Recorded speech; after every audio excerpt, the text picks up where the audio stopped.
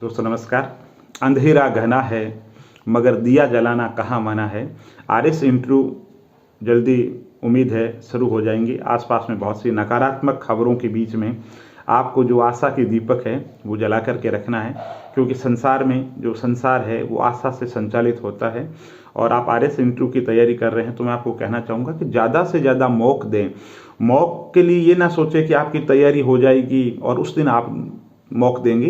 तो दोस्तों तैयारी संपूर्ण कभी भी नहीं होती, और जो आपके पास में ज्ञान है वो पर्याप्त है, क्योंकि आप आरएस मुख्य परीक्षा पास करके आए हैं। आपको जो अपने विचार है वो बताने हैं। तो जब मौक देंगे तो मौक के अंदर जो एक्सपर्ट टीम बैठी हुई, चाहे स्प्रिंग बोर्ड की बात हो, चाहे सम्यक की बात हो, चाहे उत्कर्ष की बात हो, या अजमेर के किसी संस्थान की बात हो, कोई भी संस्थान हो, महत्वपूर्ण ये नहीं है।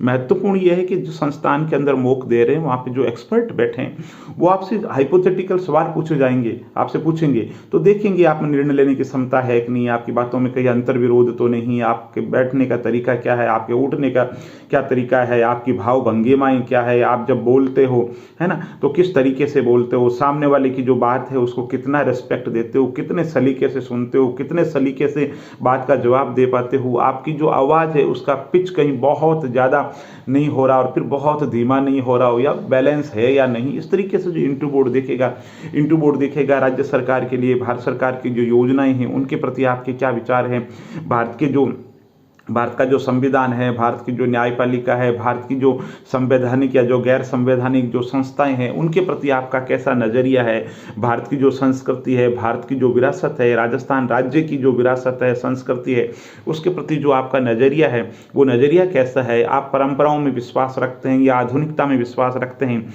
या दोनों के अंदर आप समन्वयवादी है, आप किस तरीके के हैं, आपके जो सोचने का जो नज़रिया है उसको वो बाहर लेकर के आते हैं।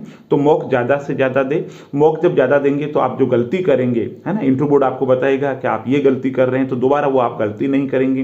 फिर आपका मौक अच्छा जाएगा तो आपको कॉन्फिडेंस आएगा। और ज़्यादा से ज़्यादा मौक दे। ज़्यादा से ज़्यादा मौक देने से आपको फ़ायदा ये होगा कि आप जो गलती करोगे है ना उससे संबंधित सवाल ही दोबारा पूछे जाएंगे। जैसे कि आपसे पूछा जाएगा, आप SDM हैं और आपके सामने ये समस्या आती है, वो सवाल मौक में पूछा गया और वहाँ मौक में ये सवाल नहीं पूछ करके आपसे ये पूछ रहे गए एज ए डिप्टी आप क्या करेंगे। तो चीज़ें मोटा मोटी वही होती है, समस्याएं मोटा मोटी वही होती है, चाहे RS है, चाहे RPS है, या कोई भी पद हो है ना। समस्याएं कमोबेश एक जैसी होती है, उनके जो समाधान है, समाधान के जो तरीके हैं वो भी एक जैसे हैं। तो मौक ज़्यादा से ज़्यादा दें। और टीवी पे जो डिबेट शो चल रहे हैं है ना, जिसमें मैं प्राइवेट चैनल की बात नहीं करूंगा, मैं सरकारी जो एजेंट्स की बात करूंगा। मैं कहूँगा आपको BBC जरूर देखनी चाहिए। BBC जो है बहुत अच्छा प्रामाणिक स्रोत है, तो आप देख सकते हैं।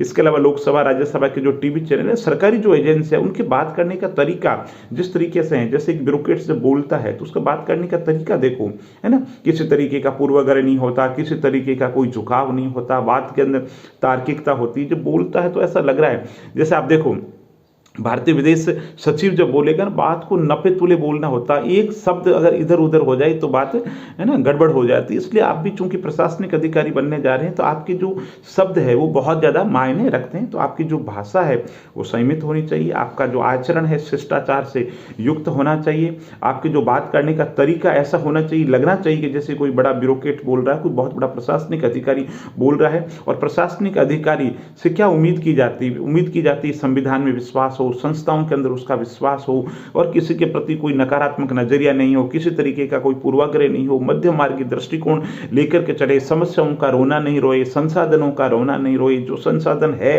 उसका जो है ना प्रयोग करें। इसके साथ मैं कहूँगा इंटरव्यू बोर्ड के अंदर आप तैयार करके जाइए कि आपका पसंदीदा व्यक्तित्व कौन सा है ना, आपकी कमजोरियां क्या है, आपके व्यक्तित्व के सबल पक्ष क्या है। क्योंकि जब हाइपोथेटिकल सवाल पूछे जाएंगे तो उन सवालों का आपस के अंदर लिंक होगा। जैसे आपसे पूछा जाता है कि प्रशासनिक अधिकारी के अंदर कौन सा गुण है, तो आप बताओगे साहब ये गुण है, तो 4 मिनट 5 मिनट छोड़ करके फिर वापस वो उसी सवाल पे आ जाएंगे और आपको चेक करने की कोशिश करेंगे कि आप जो बात बता रहे हैं उन बात के अंदर कितनी गहराई है, आपकी कथनी और करनी के अंदर अंतर तो नहीं है। तो वापस कहूँगा कि मौक ज़्यादा से ज़्यादा दें। बहुत बहुत धन्यवाद।